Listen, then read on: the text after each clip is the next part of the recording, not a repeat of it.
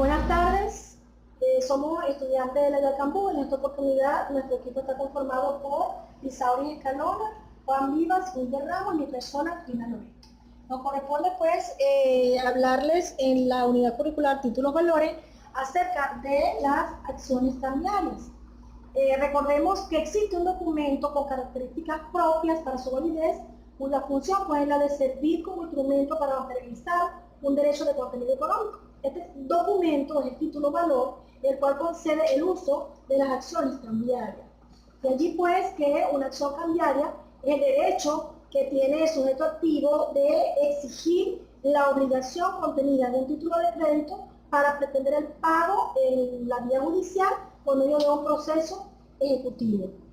Es simplemente exigir los derechos incorporados en un título de valor por medio de una demanda y se invoca una acción cambiaria ante un juez, usualmente por medio de un proceso ejecutivo en el cual el título de valor debe cumplir con todos los requisitos pues, exigidos. Estas acciones cambiarias son provocadas de acuerdo a los siguientes casos. En caso de falta de aceptación o de aceptación parcial, en caso de falta de pago o pago parcial, y cuando el librado o el aceptante fueren declarados en estado de quiebra, de liquidación judicial, de suspensión de pago, de concurso o de otras situaciones equivalentes. En estos últimos casos hay una presunción de que los obligados cambiarios pueden no cumplir con el deber que se refiere al título, a que se refiere el título, y en tales casos la ley confiere pues, el derecho a accionar cambiariamente. En cuanto a las clases de acciones cambiarias, estas toman su nombre pues, de la cualidad de los obligados cambiarios contra quienes está dirigida, obligados directos y principales, obligados subsidiarios o de regreso, obligados en primer lugar al pago, obligados solo en caso de falta de pago, pero obligados principal, obligados por una deuda propia, obligados por una deuda ajena. Pero tradicionalmente se dividen en acción directa y acción de regreso. En cuanto a la acción directa y la acción de regreso, se distingue por el sujeto contra quien procede cada una, por las condiciones para el ejercicio de la acción, por la caducidad, por la prescripción. En el caso de la acción de regreso, el próximo participante pues les va a hablar de ello, y cuando nos referimos a la acción directa, esta es aquella porque se ejerce contra el aceptante o contra su avalista y tiene como propósito obtener un pago satisfactorio, es decir, extintivo de la obligación de todos los signatarios del título. Estamos entonces ante una acción cambiaria directa cuando se interpone en contra del aceptante de una orden de pago, como en el caso de la letra de cambio, o el otorgante de una promesa de pago, en el caso del pagaré, o sus avalistas. Son titulares de la acción cambiaria directa el último tenedor, el endosante que ha pagado el título, cualquiera de los avalistas que haya pagado y el librador.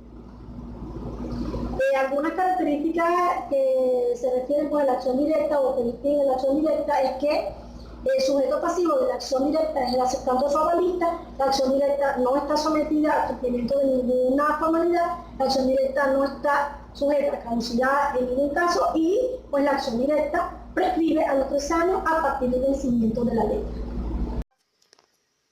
Buenas, mi nombre es Isauri Escalona. Yo les vengo a hablar hoy sobre la acción de regreso. La acción de regreso constituye el medio que otorga la ley al portador frente a todos los obligados de regreso. Esta acción también nace en el caso de que se produzca una aceptación parcial o una aceptación provisional, que se encuentra estipulado en el artículo 434 del Código de Comercio. Asimismo, en el artículo 455 encontramos sobre lo que respecta a la acción de regreso, el cual dice: todos los que hayan librado o endosado o hubieran sido avalistas en una letra de cambio están obligados a la garantía solidaria a favor del portador. De ahí que tiene derecho a dirigirse contra todas esas personas, individual o colectivamente, sin estar obligado a seguir el orden en que haya sido comprometido. Asimismo, establece que la acción ejercitada contra uno de los obligados no obsta para dirigirse contra los otros, aun contra aquellos posteriores al que ha sido ya demandado. En la acción de regreso existen ciertas características características o caracteres, ¿verdad? ¿Que se basan en dónde? La acción que procede aún en su vencimiento o antes de su vencimiento. Es decir, esta acción de regreso procede aún en su vencimiento o antes de su vencimiento. Su ejercicio se subordina en general al acatamiento de las formalidades cambiarias previstas. En la prescripción a los fines de su aceptación y protesta. En cuanto a su negativa de aceptación de pago, debe constar por medio de un documento autentificado. Esto es, quiere decir que en la acción debe estar la presentación de la misma, o sea, debe aceptarse anteriormente. Existe su caducidad y su prescripción allí mismo. La formalidad de aviso para el rechazo de la aceptación. En la acción de regreso también tenemos una figura que es el regreso prematuro o anticipado. Y se da en el rechazo de la aceptación en las letras aceptables. La obligación de dar aviso de la falta de aceptación de pago, tanto a su endosante como a su librado. Esta acción se identifica también en la quiebra del librador, insolvencia declarada o presunta por parte del deudor para cumplir con sus compromisos. Prescripción de la acción de regreso prescribe al año, contados a partir en primer término la fecha de protesto sacada a tiempo útil, o en segundo término a partir de la fecha de vencimiento en clase de cláusulas sin protesta. Es todo. Buenas tardes. Buenas tardes, soy Wilder Ramos. Continuando con la exposición, voy a hablarles en materia de acción cambiaria, acerca de las excepciones que se encuentran estipuladas en la ley.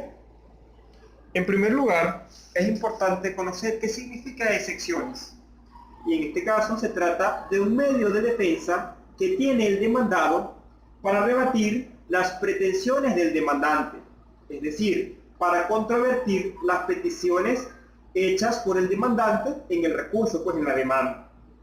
En materia de acción cambiaria, estas excepciones se encuentran contempladas en el ordenamiento jurídico, en el Código Civil y en el Código de Comercio.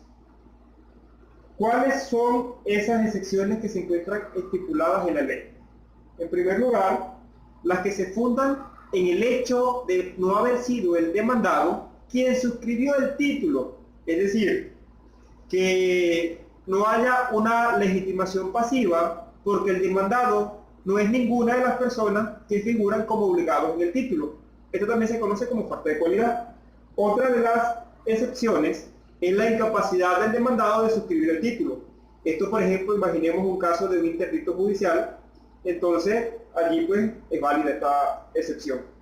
La tercera de las excepciones es la falta de representación o de poder suficiente de quien haya suscrito el título a nombre del demandado, es decir, el representante o apoderado.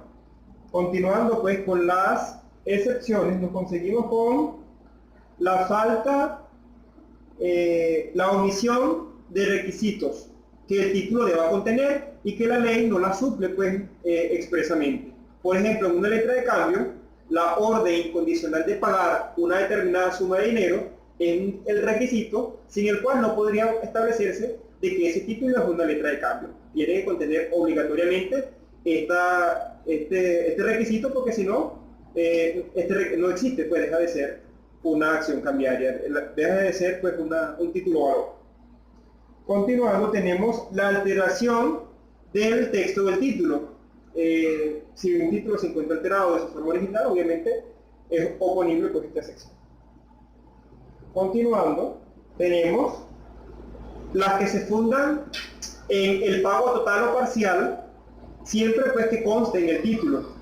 En este caso se alega el pago del importe del título, pero esto debe constar necesariamente en este documento.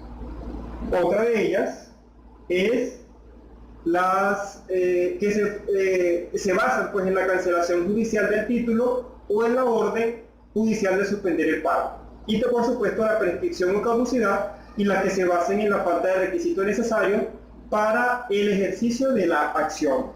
Y Finalmente voy a hablarles acerca de la prescripción de la acción cambiaria. Y prescripción es un término que se utiliza para denotar la adquisición o pérdida de derechos que se originan pues, en el transcurso del tiempo, pudiendo ser la prescripción adquisitiva o extintiva. Será adquisitiva si en virtud del transcurso de un plazo determinado, esta persona, este poseedor, se convierte en propietario del bien, y extintiva cuando en el transcurso de un lapso determinado se origina pues el derecho de exigibilidad jurídica por parte de él. Pero propiamente en materia de acción cambiaria tenemos que la acción directa prescribe a los 3 años a partir del vencimiento de la letra, y de regreso prescribe al año y 6 meses. Muchas gracias. Buenas tardes, mi nombre es Juan Vivas. Voy a exponer el tema de caducidad, concepto y tipos. ¿Qué es la caducidad? La caducidad es la pérdida del derecho de ejercer la acción cambiaria por el no cumplimiento de las formalidades propias del título para su ejercicio. Como dicen ya los compañeros anteriormente, las acciones cambiarias son de dos tipos, son directa y de regreso. La directa en este caso no trae la caducidad, pero en cambio las acciones cambiarias de regreso tienen pertinencia en materia de cheque, el cual es susceptible de caducidad. Entonces, los cheques por su no presentación o no pago sufren de caducidad. El legislador ha creado la caducidad por razones de seguridad jurídica para evitar la incertidumbre y establecer también un lazo temporal para hacer valer derechos y acciones. La falta de ejercicio dentro del plazo prefijado las extingue o lo extingue. Tipos de caducidad. Tenemos la caducidad de la acción contra los endosantes por la no presentación del cheque dentro del lazo comprendido entre 8 a 15 días. Eso lo anuncia el artículo 493 del Código de Comercio. Segundo, caducidad de la acción contra el librador por la presentación extemporánea, o sea, fuera de tiempo, al pago del cheque cuando la cantidad ha dejado de ser disponible por el hecho del librado. Claro, esto está en la última parte del artículo 493 del Código de Comercio. Tercera, caducidad de la acción por falta de presentación del cheque dentro del plazo legal o convencional. En este sentido, el artículo 461 del Código de Comercio, en el cual aplica esa norma al cheque, el portador queda desposeído de sus derechos contra los endosantes y contra el librador, después del vencimiento de los términos fijados para la presentación de una letra de cambio a la vista o de cierto término vista, disponible aplicable al cheque en su condición de título o valor a la vista. Cuarto, caducidad de la acción por no levantar el protesto. En este tipo de caducidad tenemos que de la acción cambiaria por no levantar el protesto en tiempo útil. Este tipo de caducidad se considera que es de mayor importancia de las acciones cambiarias. Artículo 461 del Código de Comercio. Establece que después del vencimiento de los términos para sacar el protesto por falta de aceptación o por falta del pago, el portador queda desposeído de los derechos contra los endosantes y contra el librador, siendo el lazo para el levantamiento del protesto un tópico de discusión entre los sabios de las doctrinas de derecho, habiendo similitud en la doctrina en lo que se respecta, o sea, hay uno que piensan igual, que el protesto es esencial para demostrar la falta de pago, siendo necesario para hacerlo dentro del plazo legal, puesto que su levantamiento extemporáneo genera caducidad. No levantar el protesto o levantar en forma extemporánea, vale decir, después de transcurrido el plazo, trae como consecuencia la caducidad de la acción cambiaria derivada del cheque. Ello conforme al artículo 461 del Código de Comercio, que más o menos dice que después de los términos fijados para sacar el protesto por falta de aceptación o por falta de pago, el portador queda desposeído de sus derechos contra los endosantes, contra el librador y contra los obligados, a excepción del aceptante. Gracias.